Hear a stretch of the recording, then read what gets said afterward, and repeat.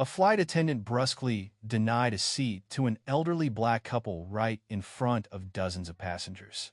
Little did she know that in a few hours she would bow to them, and the entire airline industry would know their names again. But if you were in that moment, amidst the suspicious looks, the words like knives, would you choose to walk away in silence or stand still to keep your dignity? Have you ever been in a situation where your outward appearance was judged before your inner self? Have you ever wondered if you had reacted differently that day? Would your life have been different? A man, a woman, a quiet, kind life, in just one flight, forced everyone to look at them with different eyes. This is not just a story about prejudice. This is a story about true values, the things that time cannot erase, and the kindness that never dies. If you want to know why the entire flight crew saluted them when the plane landed, then join me on this journey. Remember to like, share, and subscribe to the channel so you don't miss out on heart-touching stories like this. Mornings at Denver International Airport always have a very special beauty, especially in the fall, when the early morning sunlight filters through the thick glass, shining long streaks of light on the shiny tile floor. People passing by flow like a stream. The sound of rolling suitcase wheels, the dry announcements, the chirping of children all blend together, creating a sound very familiar to those who have lived in America for many years. In that noisy rhythm of life, Marcus Ellington and his wife Evelyn Ellington walked slowly through the boarding gate. They were in their 70s, not tall, but full of charisma. Both were dressed very simply: thick ash-gray cardigans, old khaki pants, and worn-heeled leather shoes. Marcus pushed a vintage brown carry-on suitcase, the kind you only see in old movies. None of them stood out. None of them seemed upscale. But there was one thing that no one realized: they were once the soul of NorthStar Airways, a major American airline. But that morning no one knew the truth, and no one could have guessed what was about to happen. As Marcus and Evelyn approached the Legacy Suites at the front of the plane, a stern voice spoke up. "Sir, ma'am, these seats are reserved for premium passengers only." Female voice, short, cold. Marcus stopped. He looked up. Before him stood a young woman in her early 30s in a Navy flight attendant uniform. A small name tag on her chest read Brianna Hale. She stood blocking the path with her entire body, arms crossed over her chest. Her eyes scanned the two of them, as if assessing whether they were qualified to enter that area. That gaze made Evelyn unconsciously hold her husband's hand lightly, as if afraid that he would be hurt by something she had experienced too many times in her life. Marcus smiled politely. "We know. Here are our boarding passes." He held out two tickets. They were clear: Suite 0A and Suite 0B, the highest class on flight NS 721 to New York. But Brianna just glanced at it, as if it were a meaningless piece of paper. "I understand, sir, but these seats are not for, well, they're for premium clientele. You must have mistaken your row." When the words premium clientele were emphasized with a suggestive hesitation, Evelyn felt a chill run down her spine. The atmosphere in the cabin suddenly became quiet. The passengers who were arranging their luggage started to turn around.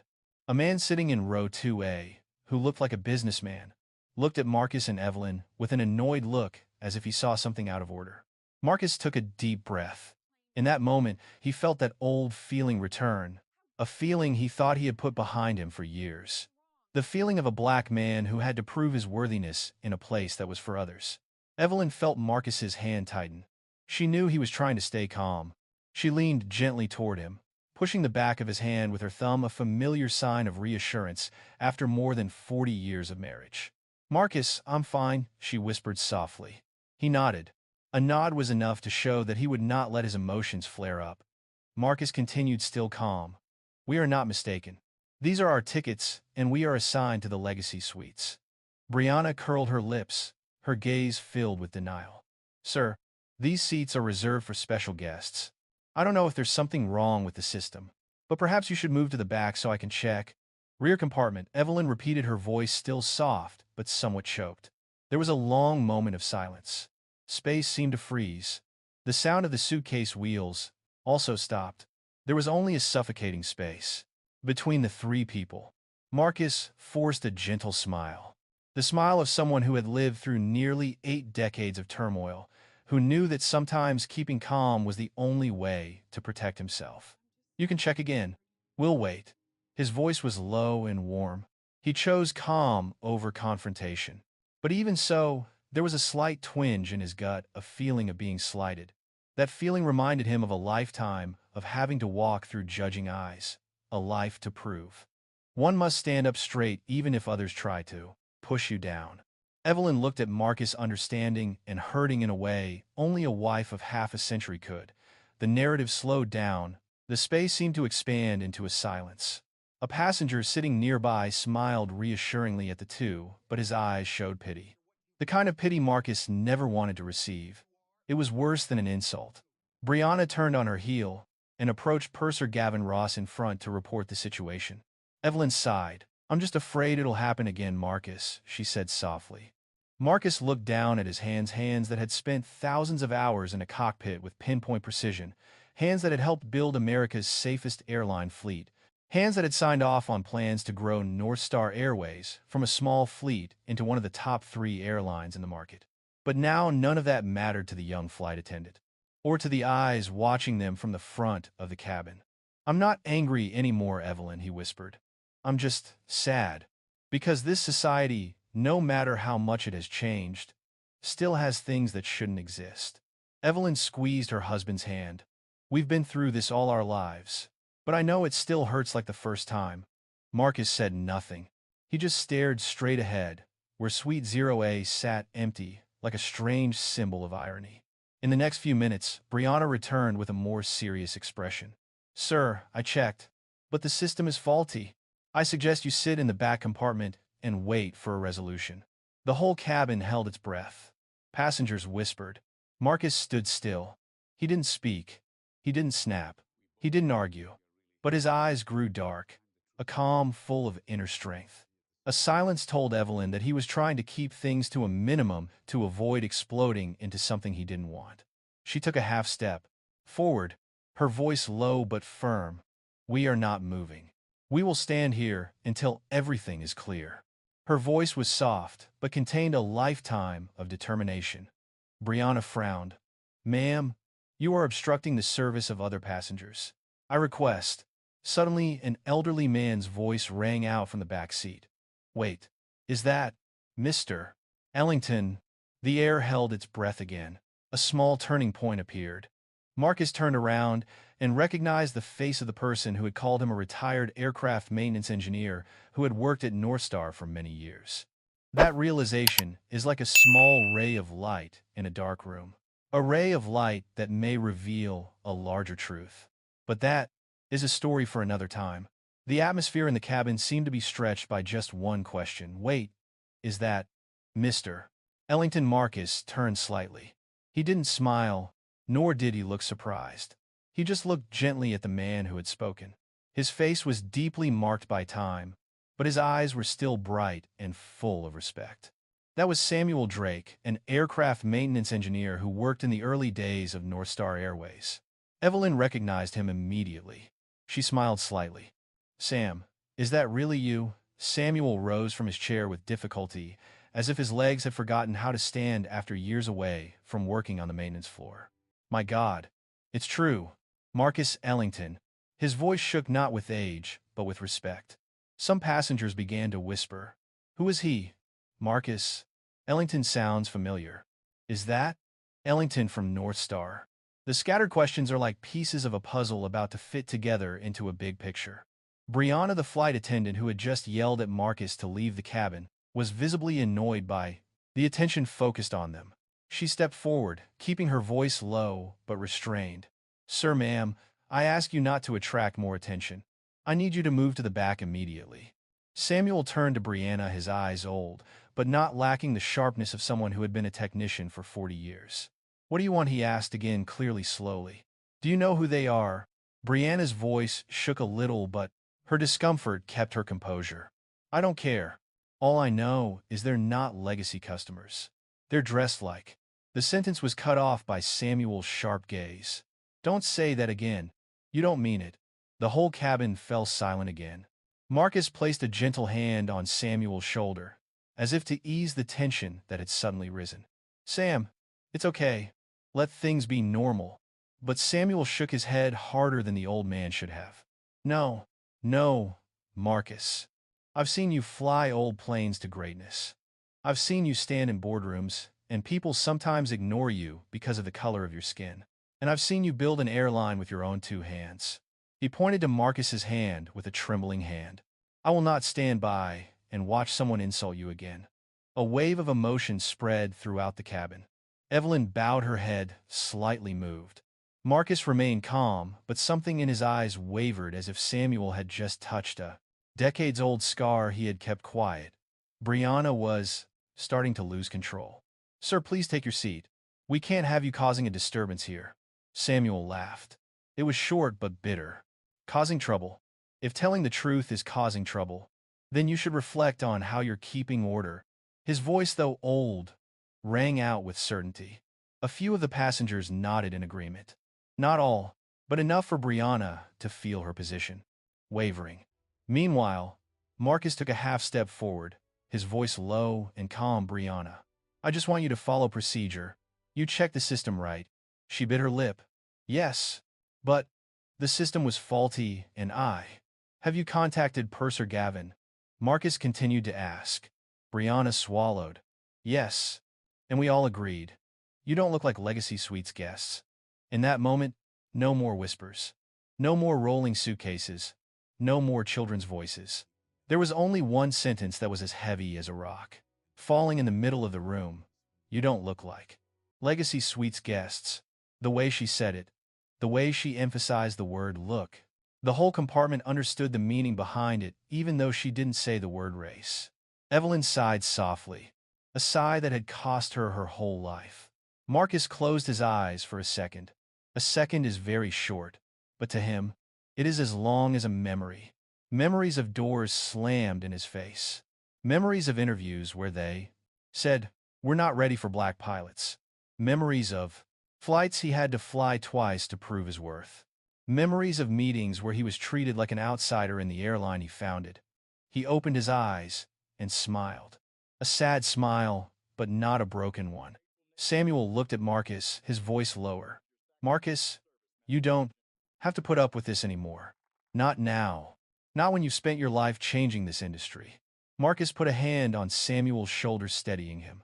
Sam, I know, but don't make things difficult for anyone here. Hard for who? Samuel shot back. Hard for a flight attendant who looks down on a passenger because of the color of his skin, or hard for a man who has spent his life keeping this airline afloat.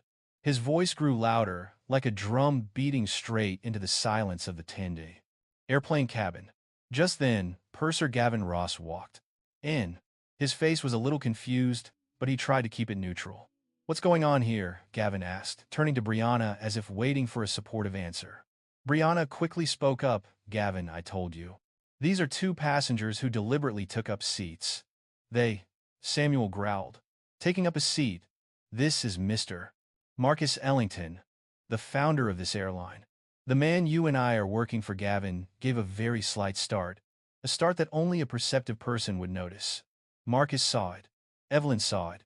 And many of the passengers saw it too. Gavin swallowed. He clearly wasn't sure if Samuel was right, but hesitation was there. Marcus spoke again very softly. I don't need special privileges. I don't want anyone to feel intimidated. I just want every passenger, regardless of skin color or appearance, to be treated as they deserve. He looked straight at Brianna. You think we're not a good fit for Legacy Suites? For what reason?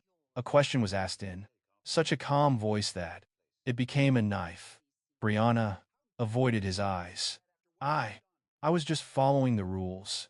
Marcus tilted his head slightly. What rule says that appearance determines a passenger's class? No one answered. Even Gavin was silent. A flash of red crossed Brianna's face. Not from anger, but from embarrassment. Embarrassed that the question had hit on something she hadn't dared to admit. Samuel stepped closer, standing next to Marcus, a living testament to the years they had spent together in this airline. Marcus, he said softly, it's time they remembered who laid the foundations here. But Marcus shook his head. No, Sam.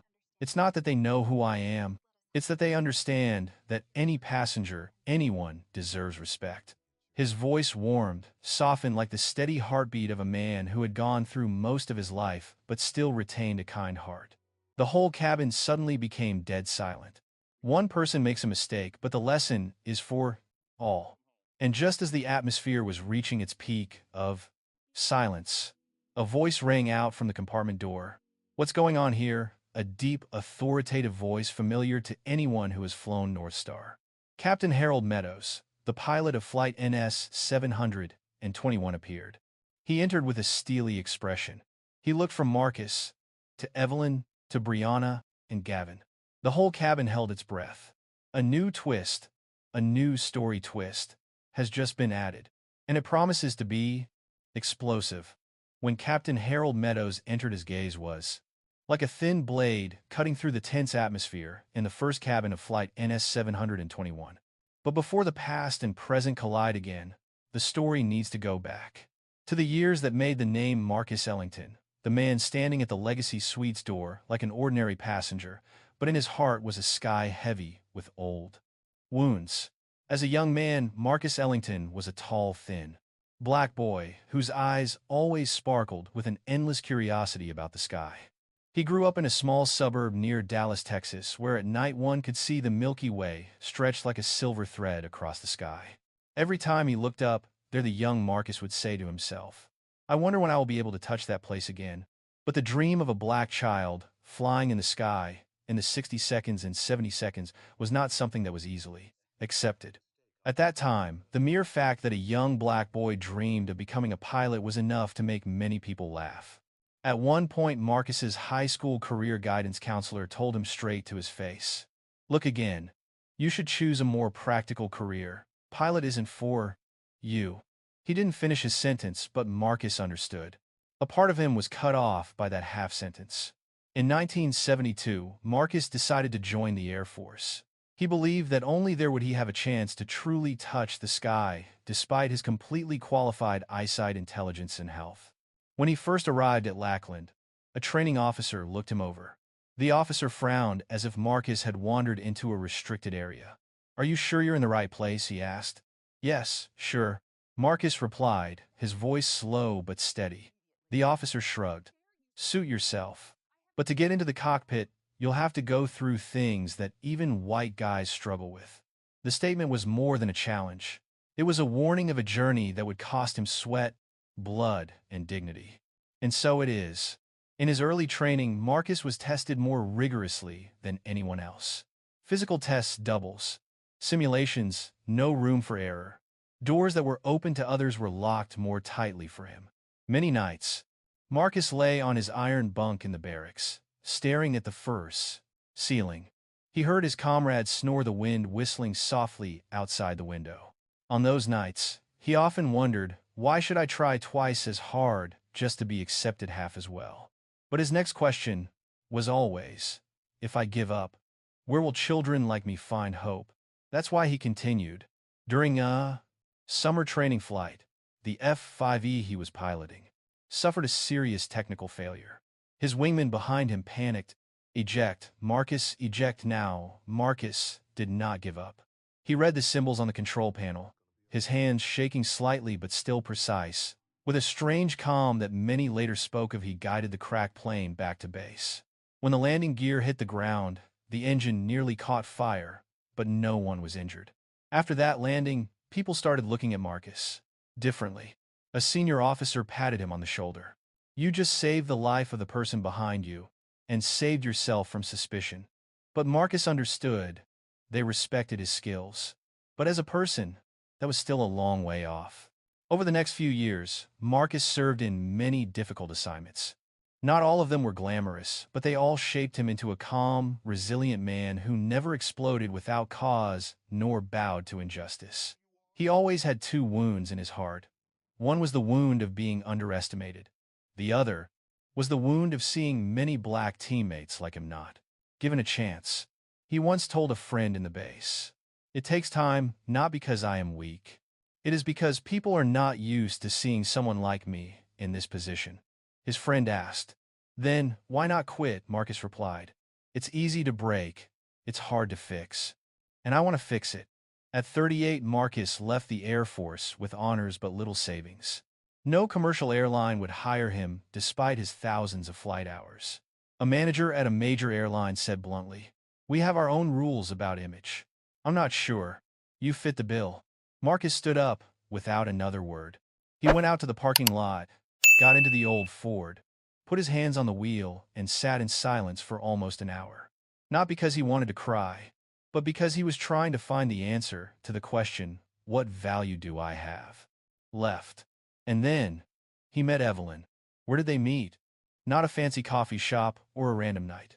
They met at an old-fashioned aviation engineering conference. Marcus sat in the back row, listening quietly. Evelyn stood on stage explaining the new safety system she and her colleagues were working on. Her voice was clear and confident, like the voice of someone accustomed to being assertive in a world that didn't believe black women could do engineering. When the talk ended, Marcus stood up to leave, but Evelyn saw him. She stepped down, giving a small smile. "You are a pilot, right?" Marcus was surprised. "How did you know?" Evelyn tilted her head. "The way you stand, and your eyes. People who have seen the sky from above, their eyes look different." It was a moment that made Marcus, who was used to judging looks, feel like a human being for the first time in months. A complete human being. No shortage. No excess. No need to prove. She asked again. "What are you going to do next?" Marcus sighed. "I don't know yet." Evelyn smiled. "Then let's try something new." That simple statement opened a whole new chapter in Marcus Ellington's life. And now, as he stood in the cabin of the plane, stopped by a young flight attendant just because of his appearance, those memories returned like slices of an old film. But unlike before, today he is no longer alone. Beside him stood Evelyn, the woman who had helped him build an airline. Behind him stood Samuel, the colleague who had witnessed the entire journey. And before him lay a new challenge, not to prove his ability, but to defend his dignity. Marcus took a deep breath, like he always did when he was preparing to pull an F-5E onto the runway.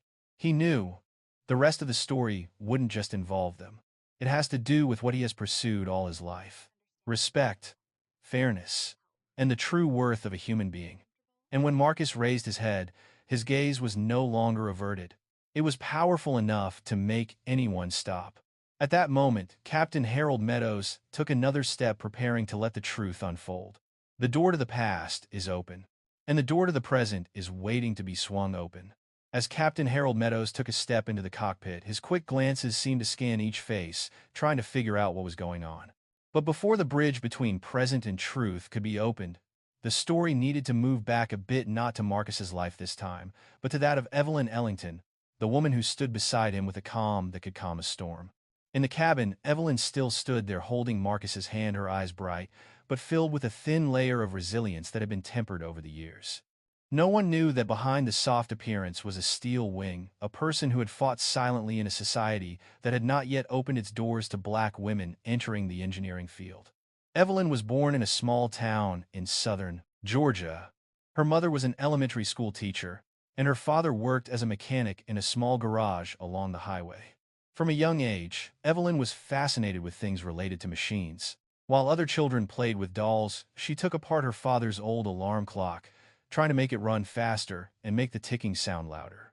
Her father often teased, "If a girl likes mechanical things like this, who will dare to marry her in the future?" Evelyn smiled, her dark eyes shining with intelligence. "I don't need anyone to marry me. I want to build airplanes." Her father laughed every time he heard that, but deep down he was proud. He knew his daughter was different. She had vision, patience, and a desire to go beyond this town, where women's futures were often confined to the kitchen, school, or grocery store. In 1978, Evelyn received a scholarship to study aerospace engineering at a major university.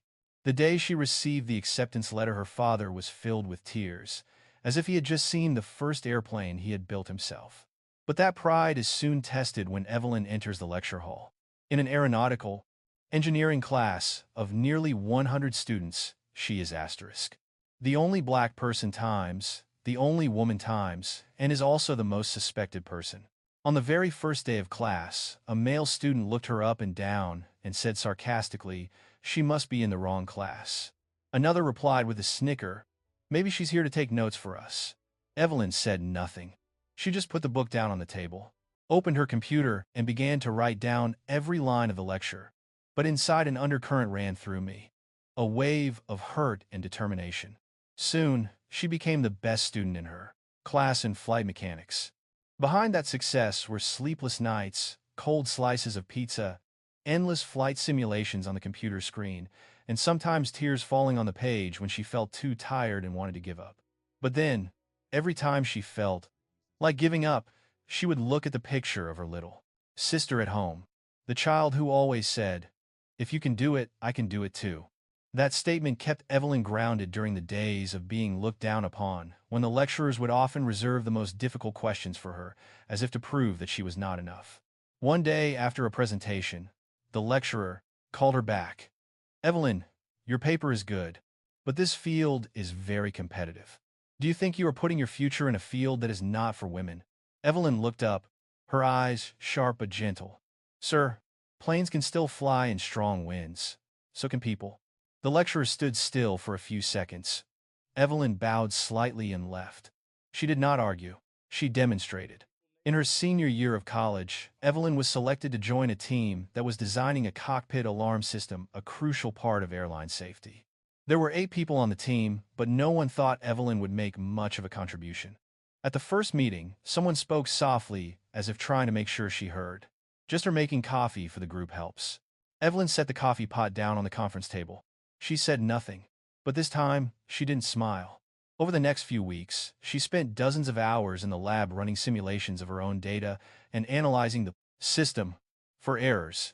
She found a design flaw, a tiny one that could delay the system's warning by seconds in an emergency. When she presented her findings at the meeting the following week, the room fell silent. A male member stood up, staring at her. "Drawing board. How did you find this error? I was up for 3 nights." Evelyn replied, her voice extremely calm. They didn't say it, but for the first time, the skeptical looks were gone. Instead, there was recognition, albeit still dry and difficult. But for Evelyn, that was enough. Graduating with honors, Evelyn was accepted into a large engineering firm in Seattle, but it was there that she first encountered the most formidable wall in commercial aviation. On her first day at work, her manager told her, "If you have any problems, just ask one of the male engineers. They have much more experience." A seemingly polite sentence, but marked the beginning of a series of invisible barriers. She was assigned to work in the area, testing the cockpit's electronic circuits. The work was meticulous, repetitive, and rarely recognized, but Evelyn did it with all her care. Once, after nearly 3 hours of examining a circuit board, she discovered a crack so small it was barely visible to the naked eye. She reported it to her superiors. He shrugged. "It's okay. Those little mistakes don't matter." Evelyn shook her head. "Sir, just one weak weld in the cockpit could lead to a faulty signal." He frowned clearly, not wanting to argue with a new black engineer. But Evelyn insisted. "I suggest checking again." Finally, they checked, and just as she had predicted, the crack was caused by a transmission error. From that day on, Evelyn was no longer looked down upon like before, at least not openly. But she knew she still had to fight every day. Then one late winter afternoon, while making coffee in the break room, she saw a tired-looking man walk in. He sat down at the table and pulled out a few rejected job applications from his pocket. Evelyn looked over. "Are you okay?" "Not really," he replied after a few seconds of silence. "I was an Air Force pilot. But out there, no one wanted me." She looked at the paper on the table. "Name Marcus Ellington." Evelyn sat down next to him, her voice gentle. "They didn't hire you because you weren't good. They just weren't ready to see someone like you in the cockpit." Marcus smiled sadly. "You know that feeling." Evelyn nodded. "Obviously." They talked until their coffee grew cold. But in that moment, something blossomed between them, a deep connection between 2 people who had been overlooked simply because they didn't fit the norm. It was the afternoon that connected 2 lives into one. From 2 sufferers, they became 2 dreamers. And from 2 dreamers, they became 2 builders. As Evelyn stood beside Marcus in the present cabin, watching Brianna and Gavin question her husband, the memory came flooding back. It wasn't anger but a slight sadness, so deep it didn't need words. She knew what Marcus was feeling. She had felt it all her youth. And now, as they entered their twilight years, they still had to face it. But there was one difference. Today, they were no longer standing in front of closed Doors. They were entering a place they had built with their own hands, a place called NorthStar Airways. Evelyn looked up at Marcus, taking his hand again. There was no anger in her eyes, only the calm of one who has weathered every storm. And as Captain Meadows approached, Evelyn took a deep breath. She knew what was about to happen would change everything. As Captain Harold Meadows approached the plane, all eyes turned to the group expecting a huge explosion of emotion. But the story needed to be told from the roots, from where two broken people, once rejected by the world, met and woven their shared dream. More than 40 years ago, after a chance conversation in the break room of their Seattle engineering company, Evelyn and Marcus began to see each other more often. Sometimes in the cafeteria, sometimes in the parking lot, sometimes just for a quick chat to say good morning. But a special connection formed between them, the kind only possible between people who have been similarly wounded and see themselves in each other's eyes. One weekend afternoon, Evelyn called Marcus. "Are you free? I need someone to look over my sketch." Marcus laughed into the phone. "You think I can understand such complicated things?" Evelyn replied in a cheerful but warm voice. "I don't need you to understand. I just need someone to listen." So, they met at a small coffee shop on the corner of Capitol Hill, where the wooden tables and chairs were worn, the ceiling hung with pale yellow string lights, and the aroma of hand-roasted coffee wafted through the air like a gentle greeting from Seattle. Evelyn spread the paper out on the paper table. It was a sketch of the fail-safe system she had been thinking about, a bold idea for the time. Marcus looked at the neat lines, the small numbers and notes. "This is difficult," he exclaimed. Evelyn smiled, running her hand over the page. "It's the hard work that makes it worth it." Marcus looked at her for a long time. "I like the way you said that." That night they talked for 3 hours. Not just about technicalities or career dreams, but also deeper things. Times Marcus was rejected many times because of his skin color. Asterisk. Times Evelyn was pushed aside for being a woman. Asterisk. The times when both of them had to stay calm, while their hearts were cracking to the point of wanting to let go. There were times when Marcus was silent for a long time. Evelyn looked at him and asked softly, "Are you scared?" Marcus sighed. "It's not fear. It's tiredness. Tired of proving my worth." Evelyn nodded. "I understand. But your true worth is not in the eyes of others." Evelyn's words seemed to touch the softest part of him, the place he always kept hidden. He looked at her deeply. "You know, it's been a long time since I've heard someone say that and believed it." Evelyn didn't reply, but her slight smile was enough for Marcus to know she was there for him, not out of pity, but out of understanding. The next day, Marcus brought a crazy idea to see Evelyn in the lab. "Evelyn, if I can't get a job with the big airlines, why don't I start my own airline?" Evelyn looked at him as if he had said the impossible. "Are you serious? Very serious?" Marcus sat down across from her, his eyes shining like a young man who had just found his way. "I know how to operate. You know, the engineering. If we start with a small transport fleet, I think we can do it." Evelyn leaned her hands on the table. "Marcus, this is much bigger than just designing a system. It requires capital, connections, permits." "I know." Marcus smiled gently. "But I don't need all that right away. Just someone who believes in me." Evelyn was silent. In that moment, amid the hum of the lab's fans and the ozone smell of electronic components, she understood that his dream was no longer his own. It became a dream for both of them. From there, things started moving. They spent every penny they had saved to buy a nearly scrapped old Beechcraft. It took months of repairs, replacing wiring, patching cracks in the wings, and reworking the controls. On nights in the hangar, their hands shook, their eyes stung, and their shirts were covered in oil. Marcus would climb into the cockpit until nearly midnight, while Evelyn crouched under the fuselage with a small flashlight. During a rare break, Evelyn sat on the toolbox, her face covered in oil and her hair wind-blown. She asked, "Marcus, are you sure about this?" He sat down beside him and let out a long breath. "I'm not sure about the success, but I'm sure about the reason." "For what reason?" Marcus looked up at the neon lights hanging overhead, the light shining down on his oil-stained face. "I want people like us to one day be able to step onto a plane without being looked at with suspicion." Evelyn was silent a long time. Then she took his hand. "Then let's do it." Just 4 words. but it was the biggest promise of their lives. The day their Beechcraft took its first test flight, Evelyn stood on the runway, clutching the instrumentation. Marcus sat in the cockpit, his heart pounding, but not with fear, but with the feeling that for the first time in years he was flying on his own two wings. As the plane's wheels left the ground, Evelyn looked up, her eyes so bright that they dimmed the runway lights. "You did it," she whispered, and their lives turned a new chapter.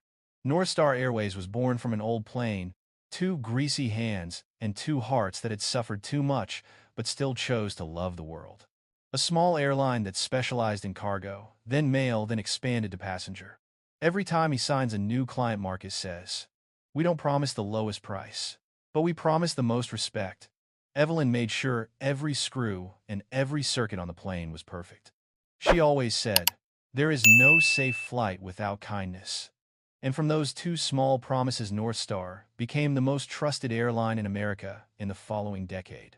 But today, as Evelyn stood beside Marcus in the first cabin of NS 721, stopped by a young flight attendant because of her appearance, memories of that arduous journey came flooding back like a wave, not to make them angry, but to remind them of this: there are always people who forget, and there are people who remember. There are people who discriminate, and there are people who stand up to fix it. Evelyn looked at Marcus. He was calm, but there was an old pain in his eyes.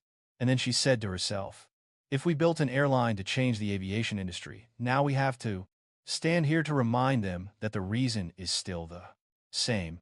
The doors of the Legacy Suites were just steps away, but a larger door, the door of truth, was about to open. Evelyn took a deep breath, letting it out slowly. Just then, Captain Harold Meadows stopped right in front of them. The moment when everything will change starting here. As Captain Harold Meadows stood before Marcus and Evelyn in the present cabin, his eyes narrowed as if he were trying to recognize something familiar. But before the truth could come out, the story needed to take the audience through a passage few knew about, but which was the foundation of NorthStar Airways. A passage filled with sweat, oil, tears, doubt, and small leaps of faith. That is a chapter of life that, if not told, no one would understand why today Marcus is still standing calmly in the face of everything that happens. The early years of NorthStar Airways were far from glamorous. There was no big funding, no flashy advertising, and no one to trust but themselves. They started in a rented hangar on the outskirts of Tacoma, where the roof panels creaked in the wind. Inside, the smells of gasoline, grease, and hot metal mixed together to create an unpleasant odor that only airplane enthusiasts could call the smell of hope. Marcus and Evelyn worked around the clock. In the mornings, they fixed planes. In the afternoons, they went looking for small freighters. In the evenings, they worked out licenses, taxes, and insurance. Many nights, they slept in the hangar on benches against the wall. One time, when the wind was pounding against the corrugated iron wall, Evelyn opened her eyes and looked at the ceiling, whispering, "Marcus, should we stop for a moment? I'm scared." Marcus lay beside her, turning to look at her in the darkness. He didn't blame her, didn't react, just remained silent, as if considering the gentlest way to respond. Then he reached out and took her hand. "I'm scared too, but if we stop now, no one will know that someone like me can build an airline." Evelyn bit her lip. "I know, but every day is too much." Marcus nodded slightly. "Yes, but you don't have to carry it alone." The words made Evelyn still. In the darkness, she turned and saw Marcus's eyes, firm yet soft, as if the weight of the world were on his shoulders, and he was still gentle with to her. "Let's continue," Marcus said very softly. Evelyn sighed, but it was not a sigh of weariness. It was the sigh of someone who knew she was on the right path, however rough the road. They spent 3 months fixing the first plane. When it flew, they hugged like children in the hangar. But when they had a plane, everything had just begun. They have to find customers. But no one wants to sign a contract with an airline that has only one plane. Marcus once went to a shipping company to ask for a contract to carry cargo. The manager looked him up and down, then looked out the window at the old Beechcraft parked there. "Is that all you have?" Marcus nodded. "Yes, but we've never missed a flight." The manager sneered. "How can you be late when you only received 2 orders?" Evelyn stood behind Marcus. Her hands clenched so tightly, her nails dug into her palms. She felt Marcus's heart skip a beat. but he kept his face impassive. You can give us a small chance. No, they need a big company. Not your family. Marcus looked up, looking the man straight in the eye. We are not family. We are NorthStar Airways. But the man just waved his hand. I wouldn't bet on a company whose logo is hand-drawn. And so, they were rejected. On the way back, the Seattle wind blew cold. Evelyn silently watched the scenery pass by the window. Marcus drove in silence the whole way. When they parked in front of the hangar, Evelyn asked softly, "Are you sad?" "Yes," Marcus replied without thinking. "But not because they rejected me." "Why?" "Because I know there are many people who will look at me like that." Evelyn stroked Marcus's neck. "I know you're tired, but I'm sure we'll find our first client." Marcus turned smiling, a very thin smile, the smile of someone who was used to failure but never lost faith. "I believe so too," he said. And then, it happened. One foggy morning, a small wood workshop owner called. "My son," said your plane flew low over my camp last week. If you would take a delivery from Red Elm to Milltown, I would sign a contract." Marcus listened and couldn't believe his ears. Are you sure?" "Sure. I see you still have that old Beechcraft. That thing could land on my property." Marcus looked at Evelyn, his eyes shining like beacons in the night. Evelyn whispered, "The first time." And that was NorthStar's first contract. A small contract, not a big deal, but for them, it was the milestone that opened up everything that came after. As the orders increased, Marcus and Evelyn bought another used plane. Then another. Then another. Each one was imperfect. One had bent wings. One had faulty electrical systems. One had outdated engines. But in Evelyn's hands, they all came back to life. Gradually, NorthStar grew from a small airline to a reputable carrier. Then into a passenger carrier. Then into a new route. Then into a highly regarded airline for safety, punctuality, and the kindness that each employee learned from its founder. At a ceremony to celebrate the airline's 10th anniversary, Marcus told hundreds of employees, "I don't want NorthStar to be the biggest. I want it to be the nicest." Evelyn stood backstage looking at him, her eyes filled with pride. But as time went by, both of them got older. Their bodies were no longer strong enough to manage everything by themselves. They decided to sell most of their shares to a younger team. Their retirement life is peaceful times. Morning coffee times, read the newspaper times, listen to the wind times, remember the first planes times, and occasionally board a plane to experience NorthStar service as a regular passenger. No one knows who they are. They don't need anyone to know, because they believe, if NorthStar truly keeps its soul, then no matter what class they sit in, they will always be respected. But today, on Flight NS 721, that belief was challenged. In the moment, Brianna stopped them at the Legacy Suite's door. Marcus and Evelyn's silence wasn't one of weakness. It was the silence of people who had fought all their lives, and today were facing things they thought they had left behind. And now, as Captain Meadows stood before them, his eyes began to widen, as if the curtain of memory was slowly parting.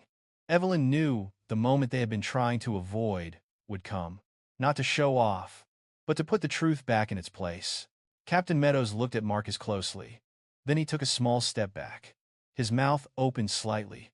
"You are impossible." Brianna looked at Captain. Gavin looked at Captain. The passengers looked at Captain. Marcus still only smiled slightly, the smile of someone who was used to people not realizing his true worth until the last second. Evelyn squeezed his hand again. No words were needed, but their eyes said the same thing. It's time. The door of truth is about to burst open. Captain Harold Meadows stood there, just a few steps in front of Marcus and Evelyn. He looked at them slowly, as if each piece of memory was slowly rearranging itself. Bit by bit clearer, more solid, until his heart was pounding uncontrollably. And then a sentence popped out, small but echoing throughout the head. "Are you Marcus Ellington?" No one could breathe. The space seemed to be compressed. Brianna turned to Captain. "Captain, you know him." Gavin Ross also stood as still as a statue. Samuel Drake smiled meaningfully, as if the moment he had been waiting for had finally arrived. Marcus didn't speak right away. He just nodded slightly, his eyes strangely peaceful, the peace of someone who had spent his life fighting prejudice, and was now facing it again. Captain Meadows took a deep breath, then took a step back, as if to stand more solemnly before him. Sir, if it weren't for you, there wouldn't be NorthStar Airways today. The words were like a spark that suddenly fell into the tight air of the cabin. The passengers stirred.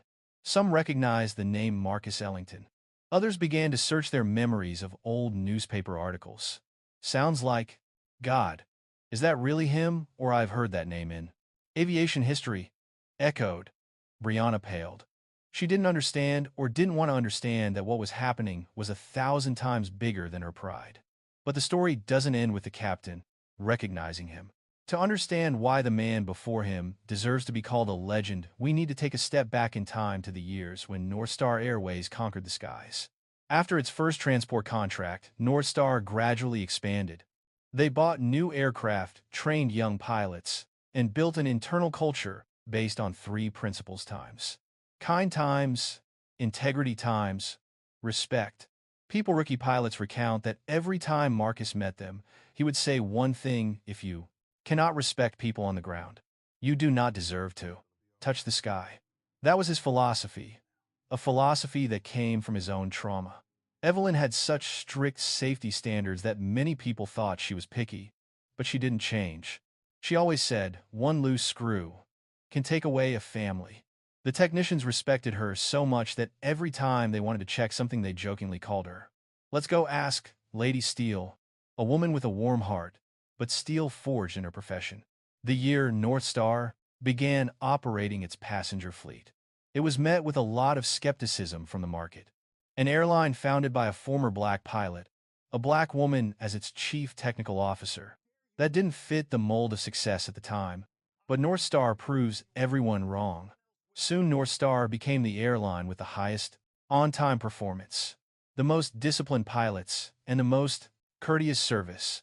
Many passengers said, flying NorthStar is like flying with family. A major newspaper article once wrote, if other airlines operate like machines, NorthStar operates like the heart. Evelyn cried when she read that sentence, not because she was proud, but because the world was finally seeing the value of the kindness they had worked so hard to build. But success always comes with trade-offs. Marcus was growing weary from the long trips. Evelyn had a broken spine from years of fixing planes. They knew one day they had to stop. The day they signed the papers to hand over the majority of shares to the new management. Marcus said NorthStar doesn't belong to us anymore. It belongs to the people who believe what we believe. And so they retreated to a simple life, warm enough, peaceful enough for them to look back on their journey without regret. But today, on flight NS 721, when he was treated with suspicion just because of his simple appearance, Marcus realized that there are things, even though time changes, still remain in people's hearts. It's not NorthStar's fault. It's not society's fault. It's the fault of individuals who have yet to learn to see people with their hearts instead of their appearances. As Captain Meadows stood before them, he trembled slightly, not with fear but with excitement. He touched the corner of his pilot's cap, straightened, and said as if in a salute of honor, Mr. Ellington, I took your flying course. I am pleased to meet you. Marcus smiled very slightly. Not arrogant, not complacent. Just the warmth of someone who had mentored many generations of young pilots. Thank you, Captain Meadows, he said, his voice low and full of sincerity. That sentence was enough to make Captain bow his head as one would do when standing before a senior they respected. Meanwhile, Brianna stood frozen. She felt as if her whole body was going cold, not from fear of being reprimanded, but from the shame burning inside her. She mumbled, I didn't know. Samuel Drake, who had witnessed Marcus's journey from day one, stepped up to her. You don't need to know who he is, he said softly, just enough for her to hear. You just need to know. He's human. A simple statement. But it was like a splash of cold water on Brianna's pride. She looked down, her eyes red. I am sorry. Evelyn looked at Brianna. There was no anger in her eyes, only a gentle sadness. You don't need to apologize to me, but you should learn to look more closely before judging someone. Brianna choked, unable to speak. But this is not the climax. This is just the prologue. Because, as soon as Captain Meadows recognized Marcus, a small bell rang from the cabin. It was the paging sound from the captain's radio. He picked up the radio. In an instant, his face changed. "Mr. Ellington, CEO Jacob Reeves, wants to speak to you directly. Now." That moment, the whole cabin almost exploded with surprise. Evelyn squeezed her husband's hand. Samuel chuckled, and Brianna fell into a black hole of emotion. Marcus took a slow breath, then looked at Captain. "All right, it's time." And in that moment, no one in cabin NS 721 knew that the next call would change the entire flight. Marcus Ellington looked at Captain Harold Meadows, his eyes so deep and calm that they were in complete contrast to the stirring atmosphere in the cabin. The captain handed him the small walkie-talkie. "CEO Jacob Reeves wants to speak directly." "Sir." Marcus took it his hand, not shaking at all. Evelyn stood beside him, squeezing his hand gently as a reminder, "I am still myself." Samuel Drake, standing nearby, stepped back slightly, his hands clasped before his stomach like an old soldier preparing to witness an important ceremony. Brianna could only look down at her shoes, feeling all the pride she had ever had melt away like a tissue in the rain. Marcus put the walkie-talkie to his ear. "Marcus Ellington, listening." CEO Jacob Reeves' voice resonates deep but powerful, the kind of voice of someone used to managing thousands of people and making big decisions every day. "Mr. Ellington." The voice was low, but each word made the cabin hold its breath again. "I have just received a report, and I would like to speak to you directly." Marcus replied in a very soft voice, "I am listening." Reeves took a deep breath. "First of all, on behalf of all of NorthStar Airways, I offer my deepest apologies. This was our fault, the fault of our culture, the fault of our training, the fault of our people." He paused for a beat. "But more importantly, this is my fault." One decisive statement silenced the first-class lounge. Evelyn tilted her head slightly, her eyes lighting up a blaze darting. She understood it was rare for a leader to dare to take responsibility in such a direct manner. Reeves continued, "Let me be very frank. If I had been on that flight, I probably wouldn't have recognized you either. And that's the most embarrassing part." A whisper spread. The words were not just meant for Marcus, but for everyone present. Reeves continued, "You and I laid the foundation for this place. And today that foundation has been mistreated by the very people who protect it. That is unacceptable."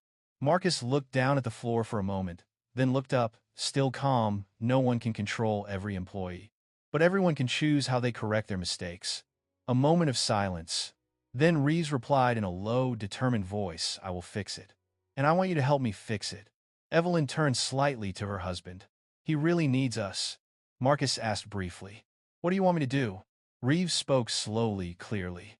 "We are having an emergency meeting this morning. If you agree, I would like you to appear via video as soon as we land. I want the very top people at NorthStar to hear you speak about something they have long forgotten." Brianna looked up, her eyes wide. She was hearing a story she might never hear again. Reeves continued, "I want them to hear from his mouth what NorthStar was built to be." Marcus nodded slightly. "Okay." Reeves let out a sigh, as if a weight had been lifted from his chest. "Thank you. And again, I'm so sorry." The call ended. Marcus put down the radio. But the story is not over yet. Captain Harold Meadows stood at attention before Marcus, almost by old military instinct. "Sir." His voice trailed off a little. "I really don't know what to say other than I'm sorry. I will accept any disciplinary action that may be necessary." Marcus looked at him for a long moment. That look doesn't scare people. It makes people look at themselves. "Mr. Meadows," he said, "you are not the one who mistreated us. But in your cabin it happened, and sometimes, even if you are not wrong, you still have to take responsibility. I know that is hard." The captain bowed his head slightly. "I understand." Marcus placed his hand on his shoulder, in action that sent a brief ripple of emotion through the cabin. "But let me make one thing clear." His voice was firm. "NorthStar can right its wrongs, thanks to people like you." The captain choked on his words. Gavin Ross stood beside him, his lips pressed together to keep his composure. Samuel Drake smiled, as if he had just seen a new generation come into the light. But the one who's feeling the most emotional pain is Brianna. "Hail." She stood there, her hands clenched into fists until they turned white. She wanted to say something, to apologize, to make it right, to do everything. But her throat was choked. Finally, she stepped forward. For the first time, all flight. She was not proud. Mr. Madam, her voice trembled so much it was barely audible. I'm sorry. I'm really sorry. I I behaved badly. Not just because I didn't know who you were, but because I thought I could judge people by their appearance. A tear fell onto the tip of her shoe. I was wrong, and I'm ashamed of it. Evelyn looked at her for a long time. Her eyes contained both the severity of someone who had been wronged by life and the tolerance of someone who had learned to rise above it all. Finally, she said very gently, "You are wrong, but being wrong is not the end. What is important is what you do after that mistake." Brianna burst into tears, but tried to keep from making a sound. Marcus added, "If you really want to fix it, start by being kind to the next person you think doesn't belong here." That's it. Brianna nodded, vigorously, tears falling from her eyes, as if in acceptance of the commitment. At this moment, a thought flashed through Captain Meadows' mind. "Mr. Ellington, ma'am, before we prepare for landing and the conference call, may I suggest something?" he said. Marcus raised his eyebrows. "You say it." Harold took a deep breath, then said, "I'd like to invite you both into the cockpit, into your jump seats when we land. As a thank you, and as a real apology." The cabin was in an uproar. It was an honor that even many pilots don't get, a symbolic act, but an emotional one. Marcus looked at Evelyn. Evelyn smiled. They didn't need flowery apologies, just real respect. Marcus turned back and said, "We are honored." Harold gave a small smile, then adjusted his hat. "Then please come in. We are about to land in Denver." Samuel said, "I stand here and look at the sky with pride." Marcus turned back, placing a gentle hand on his old friend's shoulder. "This isn't for us. It's for those who will fly after us, so they don't have to endure the same prejudices we did." Samuel nodded slightly. "Yeah, you're right." Under the gaze of dozens of passengers, Marcus and Evelyn slowly followed Captain Meadows toward the cockpit. Each step seemed to push the air in the cabin into rhythms filled with emotions. Many people took pictures. A few bowed. An elderly woman placed her hand over her heart. A white man whispered, "Respect, sir. Deep respect." And Brianna watched them with tears in her eyes. For the first time in her life, she truly wanted to be a better person. The cockpit door opened. Marcus paused in the doorway, eyeing the dashboard, the familiar buttons, levers, and blinking lights that had felt like a second home to him in a bygone era. Evelyn stood beside him, taking his hand. "We will return to our sky, Marcus." And really, this was just the beginning of a flight no one would ever forget. The cockpit door opened, revealing a space familiar to Marcus, a world of glowing dashboards, a faint hum of electricity in the air, and the smell of hot rubber from the air conditioning system. Though it had been years since he had stepped into a modern cockpit, he felt as if someone had lifted his heart. Captain Harold Meadows stepped aside, making way. "Please come in. This is your home." Marcus stepped in first. Evelyn followed slowly but respectfully. Each step they took brought decades of memories, sleepless nights, long flights, repairs that left their hands bleeding, and the sweat of their youth mixed into the screws on the wings. The two co-pilots jumped to their feet when they saw the couple enter. One of them, a young man in his 30s, stammered, "My God. Are you Mr. Ellington?" Marcus smiled slightly, the calm smile of someone who had been through too much to care about hustle and bustle. The co-pilot took a step forward. "I read your story in the training manual. The Ellington maneuver, designed to help pilots escape a loss of cockpit pressure. I didn't think I'd see you." Marcus patted him on the shoulder. "I know it. It's enough. I do this, it matters." Evelyn stood beside him, watching the scene with sparkling eyes. She knew little things like that meant a lot to Marcus. The captain invited them to sit in two jump seats right behind the main driver's seat. Evelyn placed her hands lightly on the armrest. "It's been years since I've smelled this. The smell of the cockpit." Marcus looked at the control panel in front of him. "Things have changed a lot." The captain smiled. "But some things never change, sir. The sky is still as wide. The man in the cockpit still has the same responsibility." And people like you are still the foundation of that. Marcus did not reply, but his eyes were slightly red. Outside the cockpit, the door was still open. Passengers crowded the back, trying to peer inside as if witnessing a historic moment. Brianna stood closest to the door, looking in with a complicated look: regret, admiration, gratitude. Samuel Drake leaned against the chair outside, nodding slowly, as if enjoying something beautiful that he knew Marcus had long deserved. The captain returned to the pilot's seat and began preparing for landing. He spoke as he worked. Coming into Denver today is a little windy from the west. We'll have a little bit of a shake as we approach, but I want to reassure you everything is under control. Marcus replied in a low, warm, but strong voice. You just do what you were trained to do. The sky is your business today. The captain laughed, soft but proud. Yes, sir, co-pilot whispered.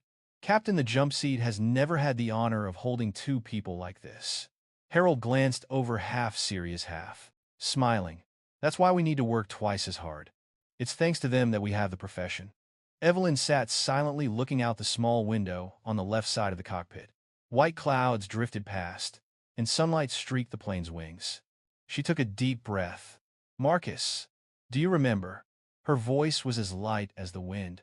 Marcus tilted his head. Remember? What? The first time we took that old Beechcraft for a test flight. I was shaking so hard. I was gripping the controls and saying, there's a big wind. But you know, I was afraid it wouldn't take off. Marcus laughed, his voice hoarse with age, but still warm. Yeah, I was scared. But you stood on the runway, you raised your hand to me, so I didn't dare let it fall.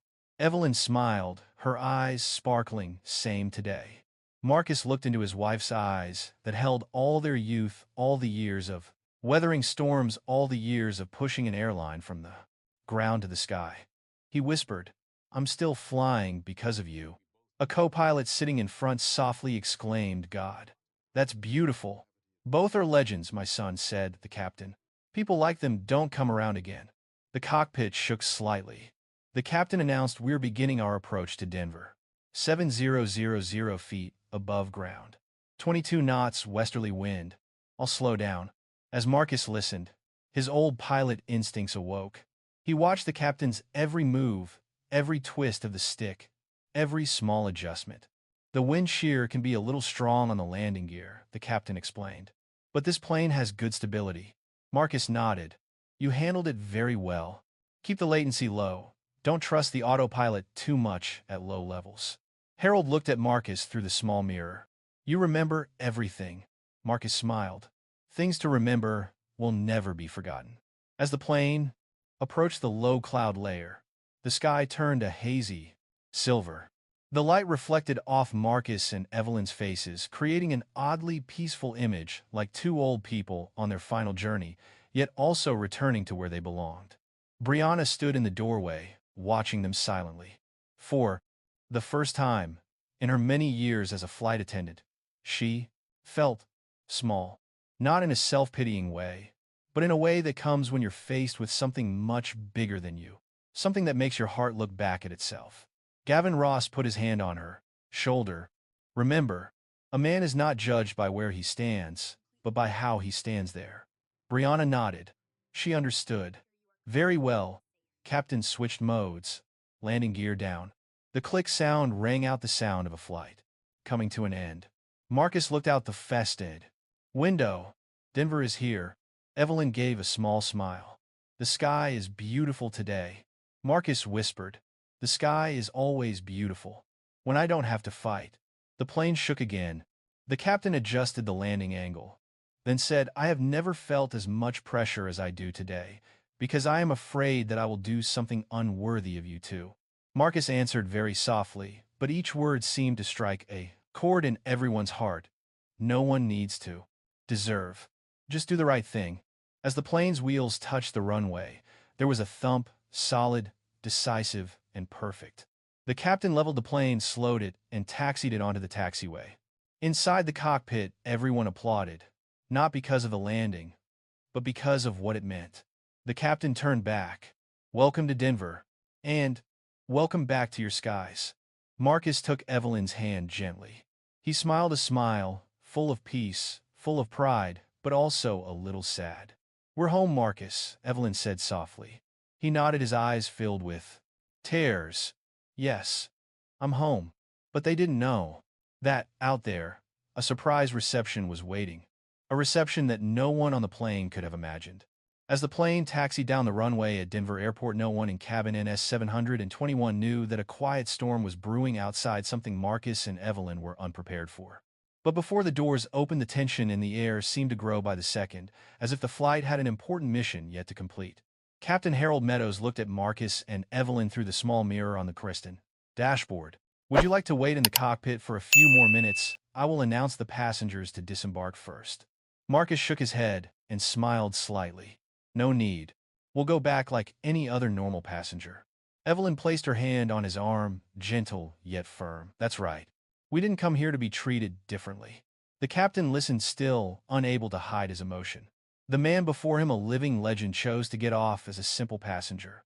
That made him respect him even more. As the plane came to a stop, the seatbelts clicked. Passengers stood, but no one moved. They turned to look at the cockpit where Marcus and Evelyn were preparing to stand. An elderly woman placed her hand on her chest and whispered, "I never thought I would see him in real life." A middle-aged man bowed low as they passed. "Respect, sir. Truly." A young girl with red eyes whispered to her friend, "If it weren't for them, we wouldn't have the aviation industry we have today." Those small, gentle but sincere words spread like a wave. No noise, no drama, just full of respect. Marcus and Evelyn walked slowly down the aisle, blending in with the line of people waiting to disembark. Samuel Drake followed behind, his eyes like that of a man protecting a piece of history he believed sacred. Brianna stood by the door of the compartment, straight as a cadet preparing to salute a superior. When Marcus approached, she bowed deeply, so deeply. It was hard to believe she was the same girl who had stood stiff and proud only hours before. "Thank you for letting me fix myself." Her voice was small but no longer trembling. Marcus nodded gently. "That's her decision, not mine." A lesson not preached, not forced, just a timely reminder. Evelyn put her hand on Brianna's shoulder and whispered, "From now on, you're the reason this industry gets better, not the other way around." Brianna bit her lip and nodded vigorously. A simple moment, but one that would stay with her forever. The plane door opened, and then the lights of Denver Airport flooded in. But there was more than just light. The group of NorthStar Airways executives stood at the door, dressed in their uniforms. CEO Jacob Reeves stood in the middle, his face showing no sign of reverence. Brianna and Gavin stood there, stunned. Neither of them had expected it to be this big of a story. Marcus stepped down first. His heels touched the ground, and at that moment the unthinkable happened. All NorthStar crew salute in unison. A decisive movement. No one spoke, but the weight of that silence was louder than any words. A young clerk whispered loud enough for someone nearby to hear, "That's Ellington. He paved the way for us." Another employee clutched his chest. "He built the skies we're standing on." Marcus stood there stunned. He was not used to being honored. All his life, recognition had come only after fighting. Evelyn took her husband's arm lightly. She could feel the slight tremor in his body. Jacob Reeves stepped forward, placing his hand on his heart. Then, in a voice that didn't need a microphone, he spoke clearly, "Mr. Marcus Ellington, Mrs. Evelyn Ellington, thank you for laying the foundation for NorthStar. And thank you for everything we stand on today." He took a breath, his eyes slightly watery. "We apologize for making you two suffer something unworthy of your life." Marcus shook his head. "No one is immune to mistakes. What matters is how you correct them." Jacob nodded. "And we want to start with actions, not words," he signaled. An employee brought two small metal plates engraved with names. Marcus Ellington, founder; Evelyn Ellington, co-founder and chief engineer. "These two plaques will be permanently mounted in NorthStar's history gallery," Jacob said, "to remind future employees that this industry was built on perseverance, not privilege." Marcus looked at his name tag, his hands shaking slightly. Years of unsung work efforts to just be decent, now returned in a simple, profound moment. Evelyn held her card too. She touched it, as if it were the years, the pawn, nights in the hangar, the raindrops that had pounded on the old tin roof when they had no idea what tomorrow would bring. "We've come a long way, Marcus," she whispered, just enough for Marcus to hear. Marcus looked into his wife's eyes, and still going.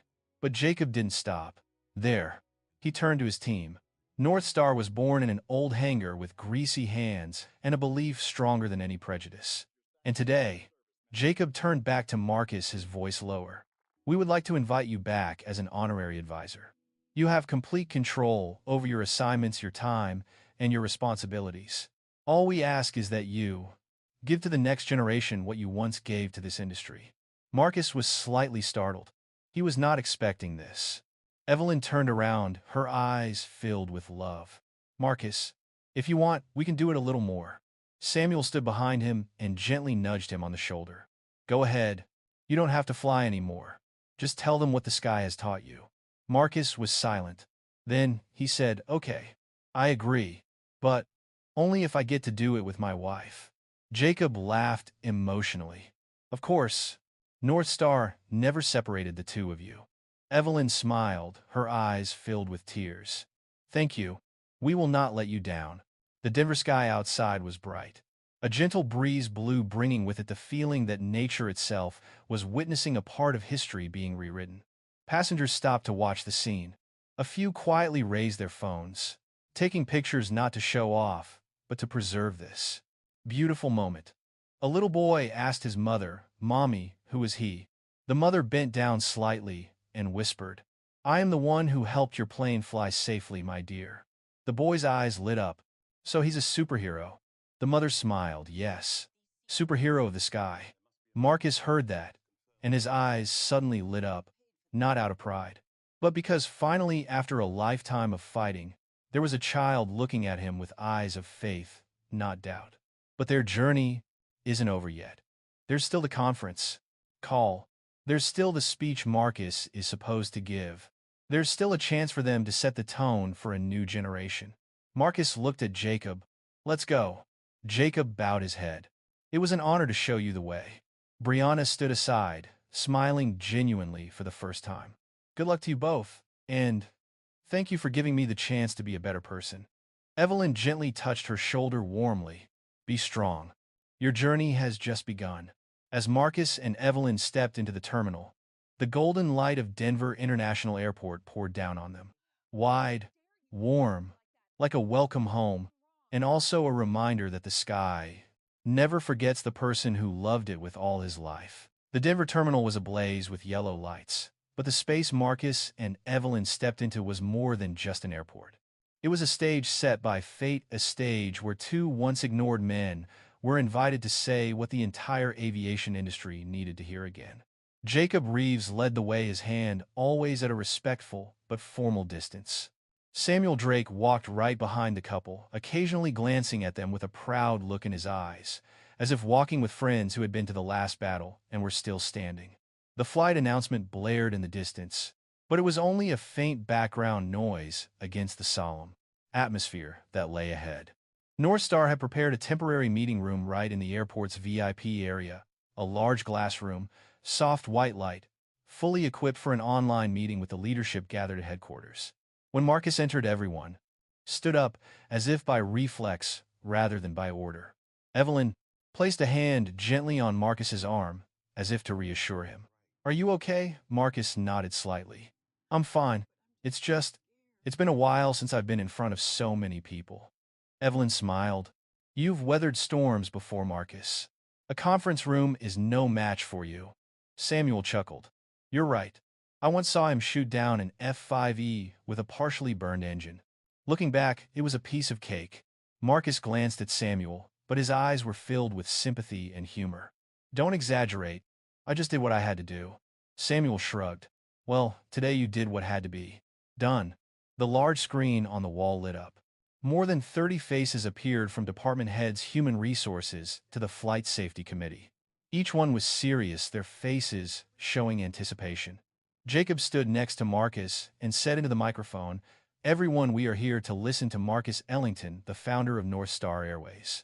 And also to listen to Evelyn Ellington, the person who created the first technical foundation for the airline." A slight murmur arose from the small boxes on the screen. Someone whispered to one another, Oh my. I thought they were dead. No, they just retired. God, I can't believe I'm seeing them speak in person. Marcus stood tall.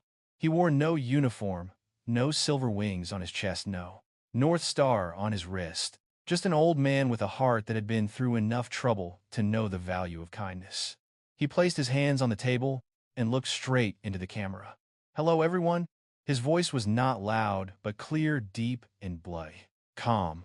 It's been a long time since I've spoken in front of so many people.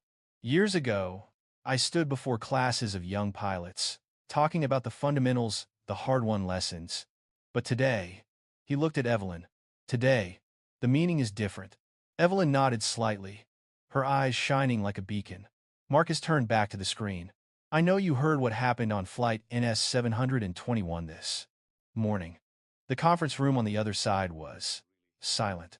And I know people are feeling shame, but please don't dwell on that. Because shame doesn't fix anything. Only action does. A few people bowed their heads. Jacob stood beside them and clasped his hands. Marcus continued. Years ago, when we started NorthStar, we didn't have much money. We didn't have connections. We didn't have support. We had two things: a dream and kindness. The dream kept us working tirelessly, and kindness made us treat everyone the way they deserved to be treated. He took a deep breath. Today, a flight attendant treated us like we didn't belong in the class we were in. She was wrong, but the bigger fault lies with the culture she was trained in. Brianna stood in the corner of the room, bowing her head deeper. Marcus continued, his voice softer but sharper. Culture is not in a piece of paper. It is not in a rule. It is not in a logo. Culture is in how people choose to treat each other when no one is looking. One of the headquarters directors wiped his eyes. Another nodded vigorously.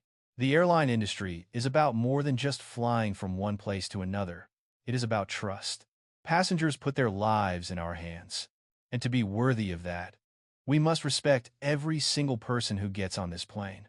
Evelyn took a half step forward, placing her hand lightly on the table.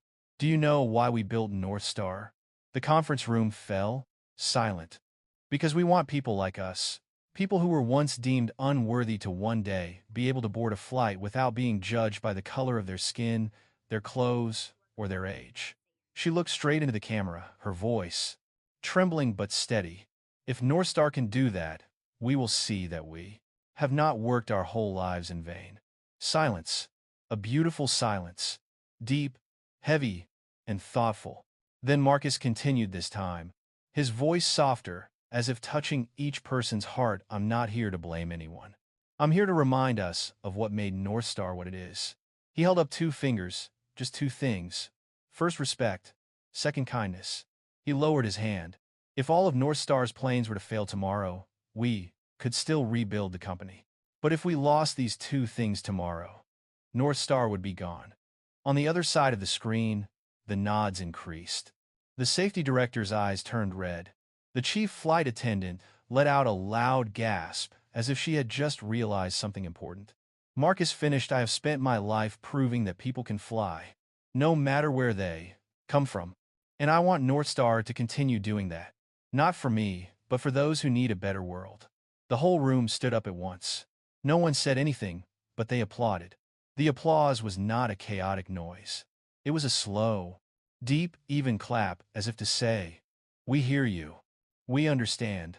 Evelyn reached out and gently touched Marcus's back. Well, said Marcus.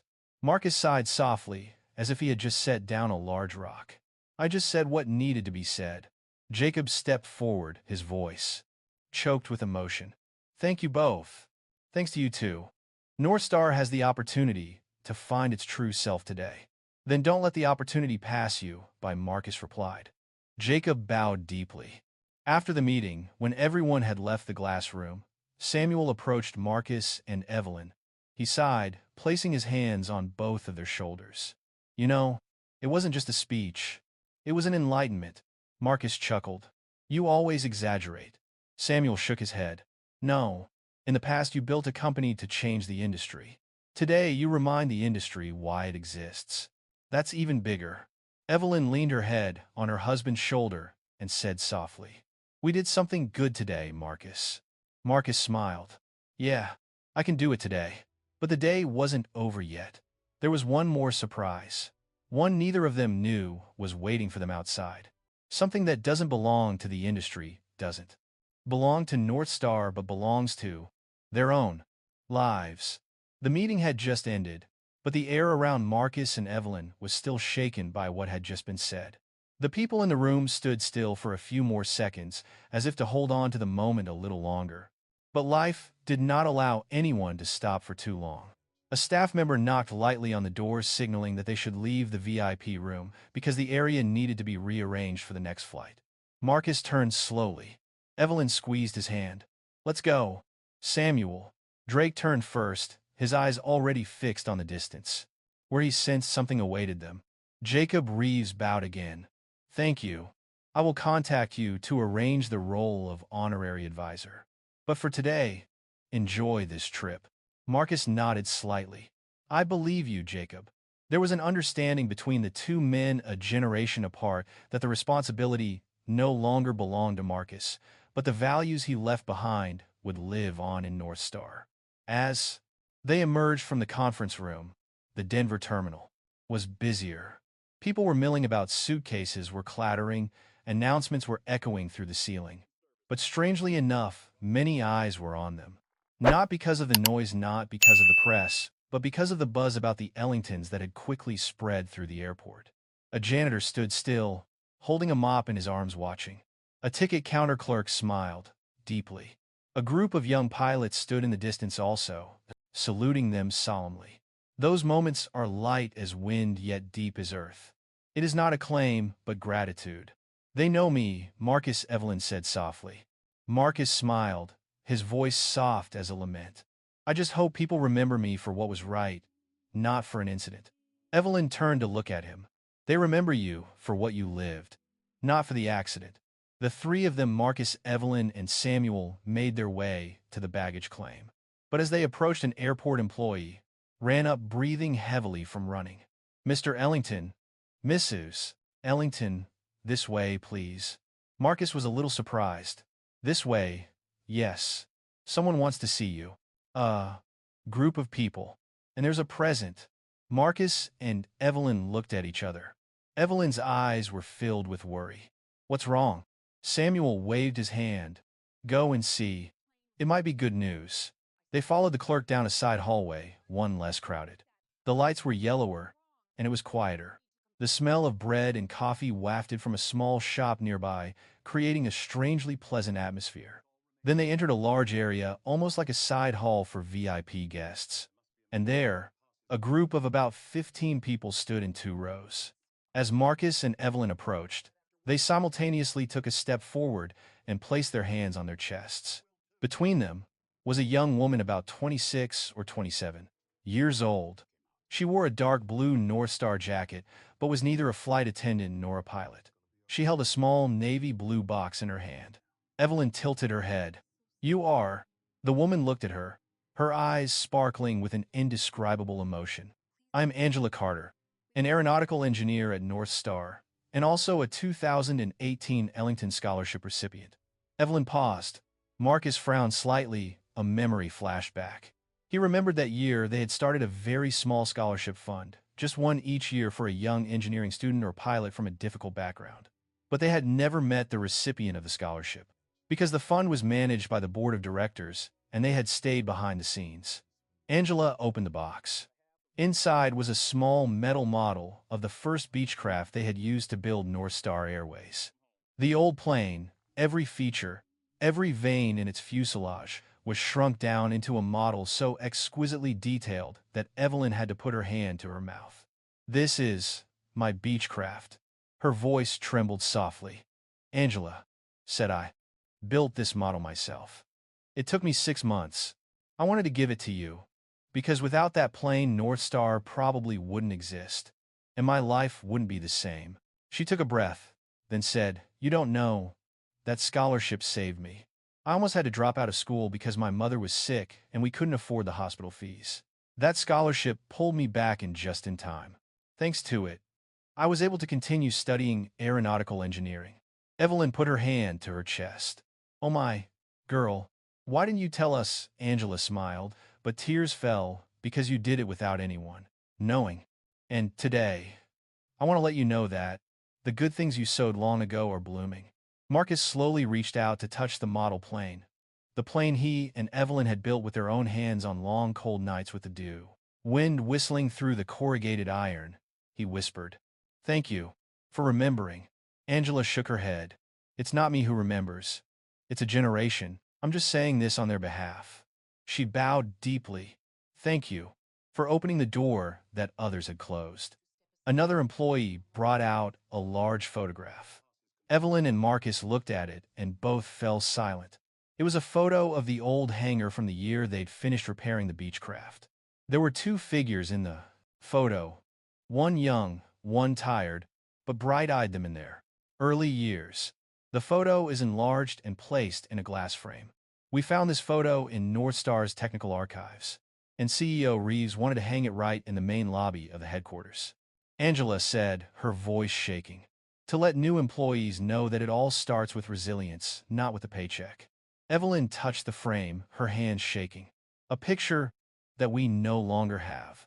Marcus stood beside her, eyes filled with tears. There are things we thought were lost in the past, but it turns out they were just waiting for the right day to return. Samuel stood behind them, taking a deep breath. This is the most beautiful gift the heavens have ever given you two. Angela approached Marcus. Mr. Ellington, I have one last thing to say. Marcus turned. Go ahead. Angela looked him straight in the eye, no fear, no hesitation. I want you to know, I didn't choose this career because I was inspired by beautiful stories. I read the history of NorthStar. I know how you two lived to make this happen. She put her hand on her heart. And I want to live that way. Live with kindness. Live with integrity.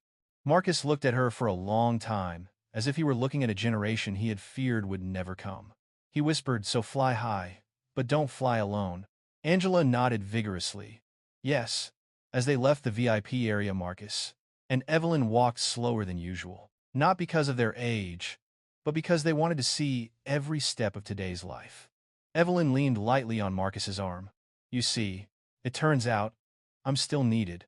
Marcus smiled. Everything I do comes back to me when I least expect it. Evelyn held his hand firmly. I think it is life's last gift to us. Marcus shook his head softly and warmly. No, Evelyn, this is not the last gift. He looked up ahead, where the late afternoon sunlight was streaming through the glass doors. I think the ultimate gift is to continue walking with you. Evelyn leaned her head on his shoulder and said softly, well, let's keep going, Marcus. And they stepped into the light. Late afternoon in Denver bathed everything in a pale yellow light, as soft as the winter scarves Evelyn knitted.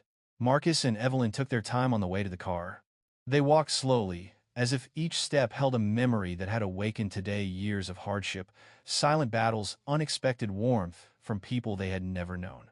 Samuel Drake followed close behind, still holding the photo they had just been given. Marcus, are you really okay? Marcus smiled. Slightly, a tired but deep smile. I'm fine. It's just, there are things that take time to process. Evelyn looked at him. You have carried that airline on your shoulders for more than half your life. Now, it has come back to embrace you. Marcus didn't speak, but she knew he understood. A black SUV was waiting outside. The driver bowed and opened the door for them, but Marcus raised his hand and said, no need. We can go up by ourselves. He was still the man who loved to do everything himself, from fixing airplane propellers to holding hangar blueprints all night. Independence was in his DNA. As the bus rolled out of the airport, Denver was bathed in the orange glow of the late afternoon. A rare sense of peace filled the air, but in each person's heart an underlying emotion still flowed. Samuel was the one to break the silence. Are you two planning on taking a break, going somewhere, taking some time for yourselves? Evelyn tilted her head. You mean like going on vacation? At this age, anywhere becomes a vacation. The whole car burst out laughing. Marcus propped his hands on his knees and said in a low voice, actually, I haven't thought about resting yet. But there's one thing I want to do. Evelyn turned around slightly worried. Another plan not for me. Marcus looked at her for a long time. For you. Evelyn blinked. For Me? Yes. He took her hand, squeezing it, lightly, almost a whisper. I want to take you back to where it all began. The little house by the mill, the rocking chair on the porch, the dirt road to the old airstrip. Evelyn smiled, but tears welled up in her eyes. Do you remember? Remember every stake we drove, every brick we carried? He looked out the window. I want us to go back there, not to find the past, but to understand how far we have come. Samuel leaned back in his chair. That's a good idea. And perhaps NorthStar needs a word from you too. Marcus turned. Why do you say that, Mr. Marcus? Do you believe that what we said in the meeting today is enough? Samuel sighed. This airline is the dream of two people. But the dream can only live if the people who carry it understand its soul. Marcus looked at Samuel, his eyes darkening. Samuel continued, if you two agree, I think NorthStar needs a formal conversation. One where the young employees hear it from you two, not from training materials or old articles. Evelyn put her hand to her chest. You want us to be the voice that carries it on. Samuel nodded vigorously. Yes. When a generation grows old, the worst thing is not that they retire, but that they take the light with them and do not pass it on. Marcus was silent, a long silence.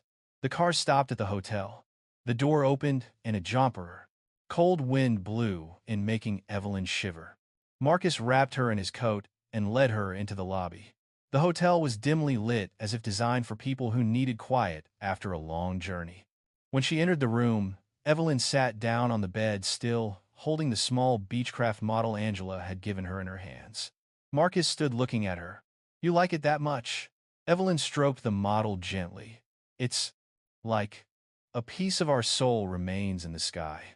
Small, but steadfast. She looked up and took his hand. Marcus, I think we should do what Samuel said.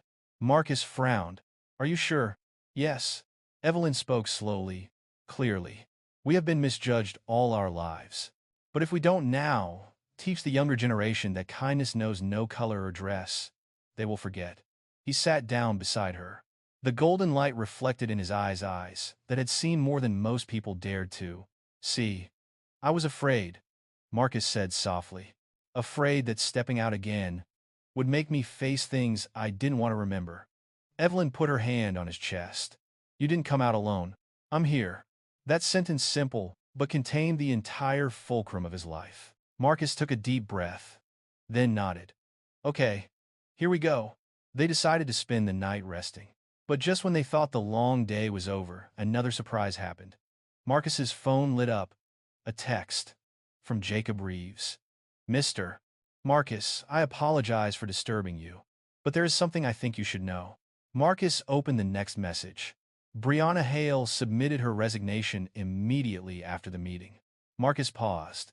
Evelyn saw his expression change and asked, What's the matter? He read the message aloud. Evelyn fell silent. A slight emptiness filled the room. Not joy, not sadness, but the feeling of two adults who had lived long. Enough to know that every wrong decision had its own price. Evelyn said softly, She is still young. Marcus sat down by the window, looking out at the dark night sky. Young, but not innocent. Evelyn stepped forward and put her hand on his shoulder. Yes, but if we want to change the culture of the company, then maybe we should give her a chance. Marcus tilted his head at her, a little surprised. You think so? Evelyn smiled, very lightly, very sadly. In the past, there were people who looked at you and me with the same eyes as her. If that day no one gave us a chance, perhaps NorthStar would never have existed today.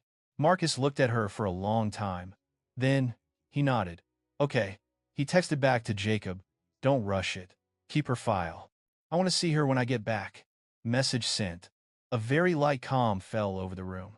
The next morning they went to the airport to return home. Passing through security, Marcus looked out at the long runway in the distance, where planes were taking off one by one into the... Whenever he saw this scene, he was reminded of 1968, when he was a young man standing in the cold wind watching his first plane shiver as it prepared to take off. Evelyn stood next to him, letting out a soft breath. Mr. Marcus, do you think life ever really ends? He smiled softly. And no. It just changes shape, like water, like wind, and like the things we leave behind in other people's hearts. She nodded, her eyes wet but brighter than ever. So, let NorthStar continue to bring the best of us to the sky. Marcus squeezed her hand. I promise. When the boarding bell rang, they walked together on the gangplank. Not fast, not slow. Steady as two people who had gone through a life of ups and downs and still stood tall. Evelyn leaned her head gently on his shoulder. Mr. Marcus, yes, I think the ultimate gift of life is not what people bring. Marcus tilted his head. What is it? Evelyn smiled. It's about being able to give something better back to the world. Marcus looked on her. The last morning light fell on them, illuminating the front row of seats. Well then, we still have a long way to go, he said. Evelyn smiled. I know. Marcus replied softly but firmly. Then, let's continue flying. They held hands tightly, as if that was how they entered the next chapter of their lives. No noise, no pomp, just two people and a sky still wide open. Their journey never ends. And perhaps it never will. The story of Marcus and Evelyn reminds us of something that seems simple but is sometimes easy to forget in modern life. A person's true value lies not in their appearance, age, or status, but in how they live their entire life. In today's hustle and bustle, it's easy to judge others too quickly, to let our prejudices guide our behavior, and to forget that everyone has a story that we can never fully see. The elderly couple were misunderstood, looked down upon, but they didn't get angry, nor did they respond with retaliation. They chose to be calm, kind, and let the truth speak for itself. That's the biggest lesson. Respect is a gift we can give to anyone and a reflection of our own character. And one more thing, it's never too late to do the right thing. Young people may make mistakes, but if given the chance to correct themselves, they can become better versions of themselves. How we treat the mistakes of others sometimes says more than the success we have. At any age, we can make a positive impact. At any stage, we can pass on the good things life has taught us. Each of us carries our own sky, and how we live will determine what we leave behind for future generations. Thank you for taking the time to listen to this humane story. If the story touches your emotions or reminds you of something in your life, please leave a like, share the video to spread this good value to more people, and don't forget to subscribe to the channel to continue accompanying us on our way. Warm and meaningful storytelling journeys. Wishing you much peace.